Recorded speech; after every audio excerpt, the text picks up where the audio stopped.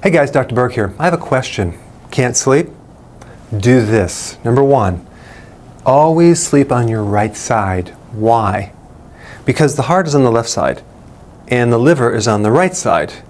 And so many people have either a fatty liver or a congested liver. And when you sleep on your left side, the way the liver can compress on the heart, it's much better if the heart is sitting on top of the liver, sleeping on your right side. And you'll find that your breathing will be better, your sleep will be better if you sleep on the right side. Okay, that's number one. Number two, slow your breathing down. So what you want to do is you want to focus on your breathing. Here's what happens. When your adrenals are overstressed, the breathing is kind of like this. I'm exaggerating, but the exhalation is shorter than the inhalation. So what you want to do is you want to sync your breathing with an equal amount of inhalation and exhalation, about 4 to 5 seconds each, okay? So it's kind of like you're going to slowly count to 4 or 5 as you're breathing in, like 1, 2, 3, 4. 1, 2, 3, 4 as you're breathing out. So you're slowly breathing in and slowly breathing out as you're trying to sleep. I find that really helps your sleep, okay? So, because some people are like, all of a sudden they catch themselves like holding their breath when they're trying to sleep.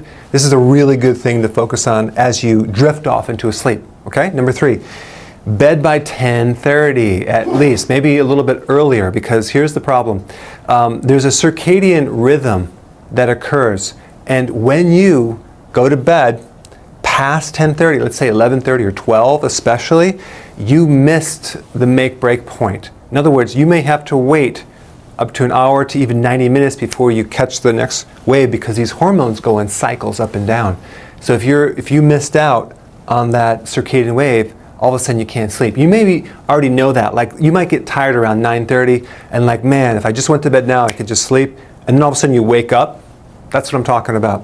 So you want to get to bed by 10:30, because the optimum time of that circadian wave is about 10:45, 11 o'clock. That's when your body drifts off into a sleep. So I consistently go to bed at that time, and I can drift off very fast. But if I go to bed like 12, I'll be laying there for an hour, okay? So that's one thing. Number 4, your pulse rate. If you ever go to bed and you hear your pulse rate on the pillow like boom, boom, boom, boom, what that means is that you're deficient in potassium. If you're deficient in potassium, your heart will beat louder and harder in a higher pulse rate. Normal pulse rate, 72, but you want it kind of like 65, 60. So if it's too high, what you need to do is you need to start eating more vegetables, because you don't have enough potassium in your body. It's a good indicator of low potassium. You need to increase that and you'll drift off. But really, what causes a potassium deficiency is like really 2 things. One is stress for many years, because stress will deplete your potassium, the adrenal. Or number 2, sugar. If you eat too much sugar, it will definitely deplete your potassium, and your pulse rate will go higher and higher and higher. Okay? Last one, massage tool. There's a massage tool that I use before I go to bed. It's a tool that I developed for my own body, and I actually have you linked down there of how to use it, and you can get some ideas. But this, I do my neck points before I go to bed, I do my mid-back points, and I do my adrenal points every night before I go to bed. It's a real simple no-brainer. I take this on vacations everywhere I go, because it just helps me get to bed fast.